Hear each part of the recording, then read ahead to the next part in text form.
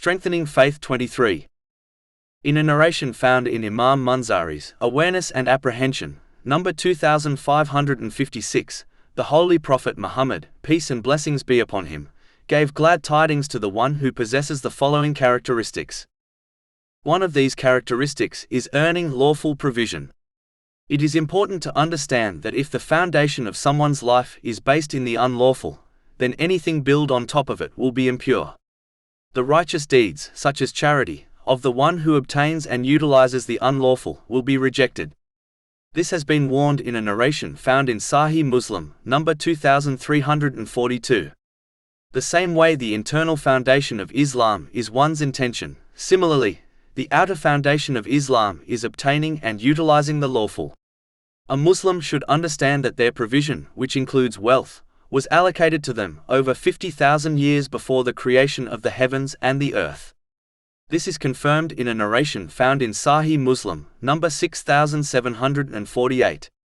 This allocation can never change, so there is no need to obtain and utilize the unlawful, as this leads to difficulties in this world, as everything they obtain through the unlawful will become a source of stress for them, and it leads to a severe punishment on a great day. Chapter 20 Taha, verse 124. And whoever turns away from my remembrance, indeed he will have a depressed, i.e. difficult life, and we will gather, i.e. raise him on the day of resurrection blind. The next characteristic mentioned in the main narration under discussion is behaving righteously, even when one is in private and away from the observation of others. This Muslim becomes fully aware that the divine vision is constantly observing their inner and outer being. This proves their sincerity towards Allah, the Exalted, as they behave righteously even when they are hidden from the sight of people.